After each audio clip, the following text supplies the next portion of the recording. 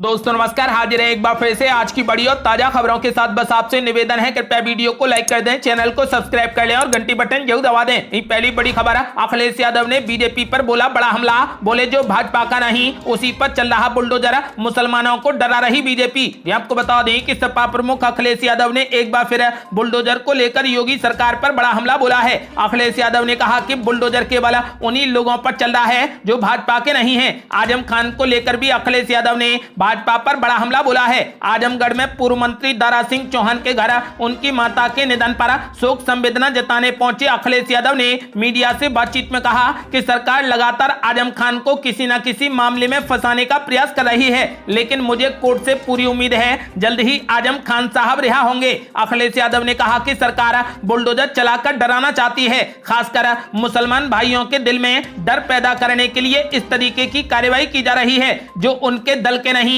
उन पर बुलडोजर चलाया जा रहा है। राजद्रोह के मुकदमों पर अखिलेश यादव ने कहा कि राजनीतिक विद्वेष से भारतीय जनता पार्टी इस तरीके के मुकदमे लाद रही है। भाजपा सरकार जब से सत्ता में आई है तब से राजद्रोह के मुकदमे ज्यादा लगाए गए हैं। अखिलेश यादव ने काशी विश्वनाथ मंदिर से सटी ज्ञानवापी मंदिर के मामले में भी प्रतिक्रिया दी है। आपको बता दें कि अखिलेश यादव ने कहा कि भाजपा केवल समाज में खाई पैदा करने का काम कर रही है। सुप्रीम कोर्ट के कई आदेश हैं जिसमें यह कहा गया है कि पुराने धार्मिक मामलों से छेड़छाड़ ना हो, इसके बावजूद भी इस तरीके के मामलों को उठाया जा रहा है। आपको बता दें कि सपा प्रमुख अखिलेश यादव ने एक बार फिर बुलडोजर को लेकर योगी सरकार पर बड़ा हमला बोला। अखिलेश यादव ने साफ कर दिया है कि बुलडोजर केवल उन्हीं लोगों पर चल रहा है जो भाजपा के नहीं है।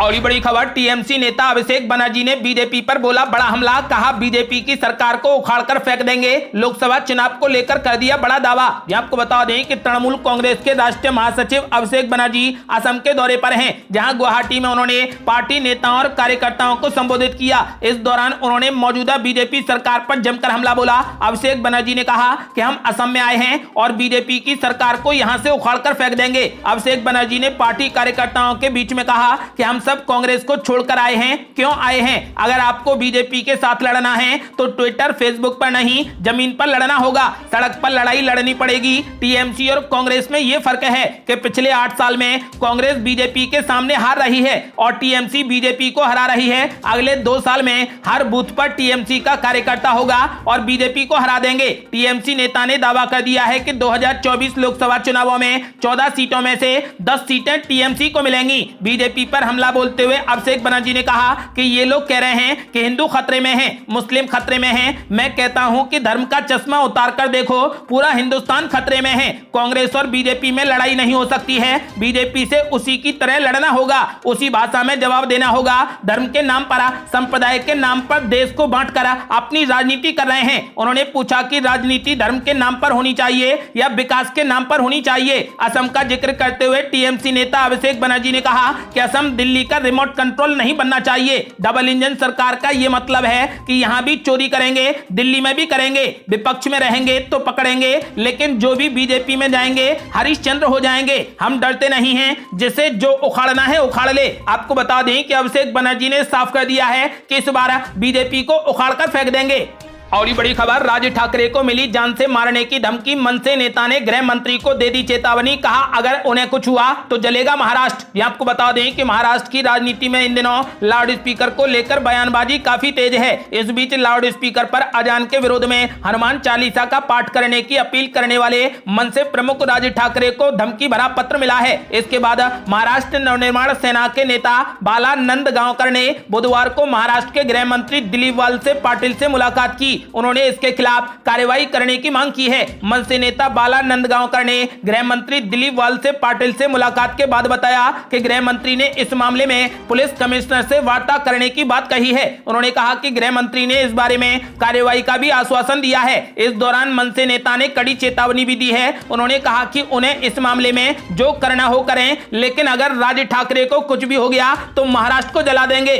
और ये बड़ी खबर, देशद्रोह कानून पर लगी रोक, नवनीत राणा और रवि राणा ने कर दिया बड़ा ऐलान, कहा शिवसेना के भ्रष्ट राज का करेंगे खात्मा। ये आपको बता दें कि निर्दलीय सांसद नवनीत राणा और विधायक रवि राणा ने हनुमान चालीसा का पाठ करने के मामले में देशद्रोह के आरोपों में जेल जाने के बाद विवादास्पद कानून पर सुप्रीम कोर्ट की रोक का स्वागत किया है। राणा दंपत्ति ने महाराष्ट्र के मुख्यमंत्री उद्धव ठाकरे पर अनुसूचित जाति समुदाय को निशाना बनाने के लिए ब्रिटिश युग के कानून को लागू करने का आरोप लगाया। यहाँ एक संवाददाता सम्मेलन को संबोधित करते हुए राणा दंपत्ति ने यह भी घोषणा कर दी है कि वे मुंबई नगर निगम के आगामी चुनाव में शिवसेना के भ्रष्टाचार के शासन को उखाड़कर फेंकने की दिशा में काम करेंगे। आपको बता दें कि नवनीत राणा ने कहा कि स्वतंत्रता सेनानियों को निशाना बनाने के लिए अंग्रेज राजद्रोह कानून लाए थे। सिर्फ हनुमान चालीसा पढ़ने के लिए हम पर देशद्रोह का आरोप लगाया गया था। हमें आज सुप्रीम कोर्ट से न्याय मिला है। मैं इसके लिए कोर्ट, कानून मंत्री और प्रधानमंत्री नरेंद्र मोदी को धन्यवाद देती हूं। उन्होंने शिवसेना पर 2019 के महाराष्ट्र विधानसभा चुनाव के बाद सत्ता के लालच में भाजपा को धोखा देने का भी आरोप लगाया। रवि राणा ने कहा कि सत्ता के लालच में आपने भाजपा को धोखा दिया। प्रधानमंत्री मोदी के नाम और फोटो का इस्तेमाल करने के बाद आपको वोट मिले थे। आपने शिवसेना के संस्थापक बाल ठाकरे की विचारधारा के साथ भी विश्वासघात किया है। आपको बता दें कि उन्होंने साफ कर दिया है कि इस बार शिवसेना के भ्रष्ट राज का खात्मा कर देंगे। और बड़ी खबर, अरविंद केजरीवाल ने बीजेपी पर बोला बड़ा हमला, कहा मुझे राजनीति नहीं बल्कि काम करना आता है, अमीरों की पार्टी है भाजपा। ये आपको बता दें कि तमाम राज्यों में चुनाव लड़ने के बाद अब आम आदमी पार्टी की नजरें इस साल होने वाले गुजरात विधानसभा चुनावों पर टिकी हैं। इसी के चलते पार्टी संयोजक अरविंद केजरीवाल ने गुजरात के राजकोट में एक जनसभा को संबोधित किया, जिसमें उन्होंने गुजरात में सरकारी स्कूलों के हालात की तुलना दिल्ली से करते हुए बीजेपी सरकार पर हमला बोला। साथ ही केजरीवाल ने दिल्ली मॉडल को भी जनता के सामने रखा। दिल्ली के मुख्यमंत्री अरविंद केजरीवाल ने कहा कि आजकल गुजरात के घर के अंदर आम आदमी पार्टी की चर्चा हो रही है। चारों तरफ आम आदमी पार्टी की चर्चा है। दिल्ली के लोग खूब प्यार करते हैं, पंजाब के लोग खूब प्यार करते हैं और अब गुजरात के लोग भी कर रहे हैं। उन्होंने कहा कि एक ही विनती है कि गुजरात में आम आदमी पार्टी की सरकार बने। मैंने अम्मा को बताया कि दिल्ली में मुख्यमंत्री तीर्थ यात्री योजना जारी है, जिसमें पिछले 3 साल में 50,000 बुजुर्गों को तीर्थ यात्रा कराई गई है। आम आदमी पार्टी की सरकार बनी तो गुजरात के सभी लोगों को तीर्थ यात्रा करा देंगे। अरविंद केजरीवाल ने कहा कि सीआर पाटिल गुजरात बीजेपी के अध्यक्ष हैं। ऐसा लोग कहते हैं कि मुख्यमंत्री कोई भी बने, सरकार सीआर पाटिल ही चलाते हैं। ये लोग आपसे स्कूल और अस्पताल के नाम पर वोट नहीं मांगेंगे, लेकिन केजरीवाल आपसे इन मुद्दों पर ही वोट मांगने आया है। कई प्राइवेट स्कूल वाले गुंडागर्दी करते हैं, बिना बात के फीस बढ़ाते रहते हैं। दिल्ली में हमने 7 साल से प्राइवेट स्कूलों को फीस नहीं बढ़ने दी। जिस स्कूल ने ऐसा करने की कोशिश की उसे दिल्ली सरकार ने टेक ओवर कर लिया। आपको बता दें कि केजरीवाल ने कहा कि यह काम बीजेपी की सरकार भी कर सकती थी, लेकिन ये इनके साथ मिले हुए हैं। भारतीय जनता पार्टी अमीरों की पार्टी है। मैं सीआर पाटिल जी से पूछना चाहता हूं कि आपने 27 साल में आम आदमी के लिए कितने स्कूल बनवाए हैं? इन लोगों ने गरीबों के 6000 स्कूल बंद कर दिए। सीआर पाटिल पर हमला बोलते हुए आम आदमी पार्टी के संयोजक केजरीवाल ने कहा कि सीआर पाटिल कहते हैं कि केजरीवाल ठग है। क्या कोई ठग अच्छे स्कूल बनाता है? क्या कोई ठग लोगों के लिए काम करता है? सीआर पाटिल जी मुझे आतंकवादी कहते हैं। ऐसा आतंकवादी कौन है जो लोगों को अयोध्या में रामचंद्र जी के दर्शन करवाता है? मुझे राजनीति नहीं बल्कि काम करना आता है। आपको बता दें कि उन्होंने लोगों से अपील की है कि इस बार गुजरात में आम आदमी पार्टी की सरकार बने। और ये बड़ी खबर, कांग्रेस में फिर आएगा राहुल गांधी का युग, दोबारा पार्टी की कमान संभालने पर गंभीरता से कर रहे विचार। ये आपको बता दें कि कांग्रेस के उदयपुर चिंतन शिविर में पार्टी अध्यक्ष को लेकर चर्चा नहीं होगी। हालांकि इस दौरान राहुल गांधी को दोबारा अध्यक्ष बनाए जाने की गूंज जरूर सुनाई देगी। बड़ी जानकारी ये सामने आई है कि राहुल गांधी पार्टी की कमान दोबारा संभालने पर अब गंभीरता से विचार कर रहे हैं। सूत्रों का कहना है कि संगठन चुनाव की प्रक्रिया जारी है, इसलिए चिंतन शिविर में अध्यक्ष पद को लेकर चर्चा नहीं होगी और राहुल गांधी पूरी प्रक्रिया के साथ ही पद पर दोबारा लौटना चाहते हैं। कांग्रेस के उच्च सूत्रों से मिली जानकारी के मुताबिक 5 राज्यों के चुनाव नतीजों के बाद मार्च में हुई कांग्रेस कार्य समिति की बैठक में अधीर रंजन चौधरी ने राहुल गांधी से अध्यक्ष बनने का आग्रह किया, जिसके जवाब में राहुल गांधी ने कहा कि वो इस पर गंभीरता से विचार कर रहे हैं। उदयपुर चिंतन शिविर को लेकर सोमवार को ही कांग्रेस कार्य समिति की बैठक में भी 2 नेताओं ने राहुल गांधी को पार्टी अध्यक्ष बनाए जाने की मांग की थी। कांग्रेस में संगठन चुनाव की निर्धारित प्रक्रिया के तहत अगस्त सितंबर में नए पार्टी अध्यक्ष का चुनाव होना है। संकेत यही है कि चुनावी प्रक्रिया से राहुल गांधी दोबारा कांग्रेस अध्यक्ष बन सकते हैं। हालांकि ये देखना दिलचस्प होगा कि क्या राहुल गांधी के सामने कोई उम्मीदवार खड़ा होता है या नहीं। आपको बता दें कि सूत्रों की माने तो पार्टी में कुछ नेताओं की राय है कि सोनिया गांधी 2024 लोकसभा चुनाव तक पार्टी का नेतृत्व करती रहें, तो वहीं एक धड़ा प्रियंका गांधी को अध्यक्ष के रूप में देखना चाहता है। कुल मिलाकर संकेत यही है कि कांग्रेस अध्यक्ष की कुर्सी पर गांधी परिवार ही विराजमान रहेगा। और ये बड़ी खबर, अखिलेश यादव ने मोदी सरकार पर बोला बड़ा हमला। कहा सरकार अगर राशन बांटना बंद कर दे तो देश में हो जाएंगे श्रीलंका जैसे हालात। यहाँ आपको बता दें कि समाजवादी पार्टी के मुखिया और उत्तर प्रदेश की विधानसभा में विपक्ष के नेता अखिलेश यादव ने श्रीलंका में पनपे आर्थिक संकट पर अपनी प्रतिक्रिया व्यक्त की है और केंद्र सरकार पर निशाना साधा है। उन्होंने पत्रकारों से बात करते हुए कई मुद्दों पर अपनी राय व्यक्त की है। अखिलेश यादव ने श्रीलंका से लेकर बुलडोजर, मस्जिद विवाद और आजम खान पर भी अपनी बात रखी। उन्होंने अपनी बात रखते हुए कहा कि श्रीलंका जैसे हालात भारत में भी हैं। उन्होंने कहा कि सरकार अगर राशन देना बंद कर दे तो भारत में भी श्रीलंका जैसे हालात पैदा हो सकते हैं, क्योंकि देश में रोजगार ही नहीं है। और ये बड़ी खबर, एक बार फिर उत्तराखंड जाएंगे योगी आदित्यनाथ। मुख्यमंत्री पुष्कर सिंह धामी के लिए घर घर मांगेंगे वोट। ये आपको बता दें कि चंपावत उपचुनाव के लिए भाजपा ने 40 स्टार प्रचारकों को मैदान में उतारने का निर्णय लिया है। यूपी के मुख्यमंत्री योगी आदित्यनाथ एक बार फिर उत्तराखंड आकर मुख्यमंत्री धामी के लिए वोट मांगेंगे। पार्टी की ओर से स्टार प्रचारकों की सूची जारी की गई है। प्रदेश मीडिया प्रभारी मनवीर सिंह चौहान ने जानकारी देते हुए कहा कि केंद्र तथा राज्य से 40 वरिष्ठ नेताओं के नाम स्टार प्रचारकों की सूची में शामिल किए गए हैं। ये सभी स्टार प्रचारक भाजपा प्रत्याशी मुख्यमंत्री पुष्कर सिंह धामी के समर्थन में प्रचार के लिए पहुंचेंगे। उन्होंने कहा कि जल्द ही पार्टी संगठन की ओर से स्टार प्रचारकों के कार्यक्रम तय कर दिए जाएंगे। इस सूची में स्मृति ईरानी, पार्टी प्रभारी दुष्यंत कुमार गौतम, सह प्रभारी रेखा वर्मा, प्रदेश अध्यक्ष मदन कौशिक, पूर्व मुख्यमंत्रियों के साथ ही सरकार के मंत्रियों और सांसदों को भी शामिल किया गया है। आपको बता दें कि जिसमें मुख्यमंत्री योगी आदित्यनाथ भी शामिल हैं। मुख्यमंत्री धामी ने 9 मई को नामांकन कर दिया है, जबकि कांग्रेस प्रत्याशी निर्मला गहतोड़ी ने बुधवार को चंपावत उपचुनाव के लिए नामांकन पर्चा भरा है। दोनों ही उम्मीदवार अपनी अपनी जीत का दावा कर रहे हैं। आपको बता दें कि चंपावत उपचुनाव के लिए 31 मई को मतदान होगा, जबकि 3 जून को मतगणना होगी।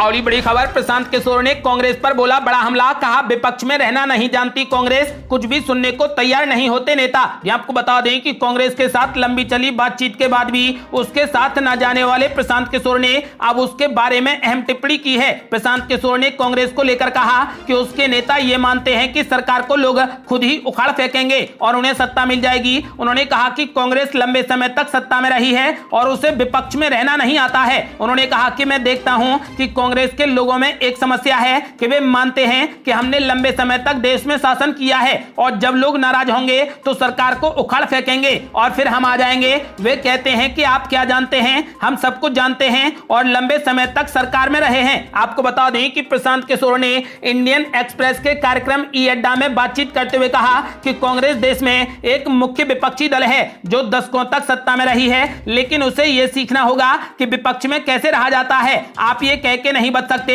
कि मीडिया हमें कवर ही नहीं कर रहा। इससे ऐसा लगता है कि उन्हें सत्ता में ही रहने की आदत हो गई है और लोग आज उनकी नहीं सुन रहे तो उन्हें खींच पैदा हो रही है। उन्होंने कहा कि भाजपा से फिलहाल कोई एक दल मुकाबला नहीं कर पाएगा। इसके लिए उन्होंने कांग्रेस का ही उदाहरण देते हुए कहा कि 1950 से लेकर 1990 के दशकों में हमने देखा कि कांग्रेस का मुकाबला कोई एक दल नहीं कर पा रहा था। इसमें एक लंबा वक्त लगा, इसलिए मैं कहता हूं कि आने वाला एक लंबा वक्त भाजपा का हो सकता है यदि उसे मिलकर चुनौती नहीं दी गई। प्रशांत किशोर ने साफ कर दिया है कि यदि विपक्ष एकजुट मिलकर भाजपा को टक्कर नहीं देगा तो भाजपा को हराना मुश्किल है।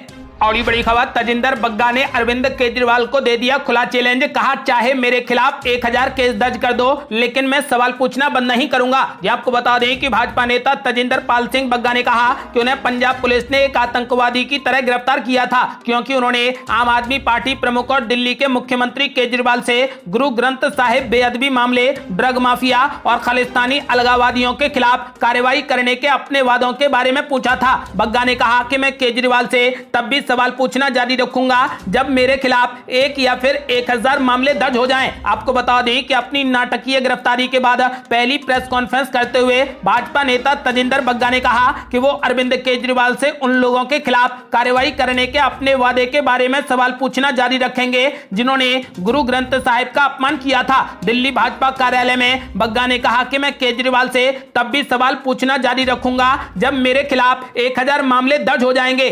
और बड़ी खबर, चिंतन शिविर से पहले किसान नेता राकेश टिकैत से मिले भूपेंद्र सिंह हुड्डा, लगने लगे बड़े कयास। ये आपको बता दें कि उदयपुर में होने वाले कांग्रेस के चिंतन शिविर से पहले हरियाणा के पूर्व मुख्यमंत्री भूपेंद्र सिंह हुड्डा ने किसान नेता राकेश टिकैत और योगेंद्र यादव से मुलाकात की है। बताया जा रहा है कि कृषि क्षेत्र के एजेंडे को लेकर उन्होंने किसान नेता से मुलाकात की। हालांकि इस बैठक को लेकर कई तरीके की चर्चाएं शुरू हो गई हैं। हुड्डा को शिविर में कृषि क्षेत्र का कन्वेनर बनाया गया है और उनसे एक कृषि क्षेत्र का एजेंडा ड्राफ्ट करने को कहा गया है। हुड्डा ने मीडिया से बताया कि हम सभी किसान नेताओं से संपर्क कर रहे हैं और उनके मुद्दों को चिंतन शिविर में डिस्कस करेंगे। हुड्डा के नेतृत्व वाले पैनल ने एमएसपी की गारंटी और एमएसपी के नीचे निजी खरीद पर सजा के प्रावधान, इंपोर्ट और एक्सपोर्ट टैरिफ फिक्स करने को लेकर किसान नेताओं से बातचीत की। योगेंद्र यादव ने भी कहा कि उन्होंने हुड्डा के सामने किसानों की कई समस्याओं को रखा है। और बड़ी खबर, अगले 4 दिनों तक इन राज्यों में जारी रहेगा लू का कहर, बारिश की भी संभावना।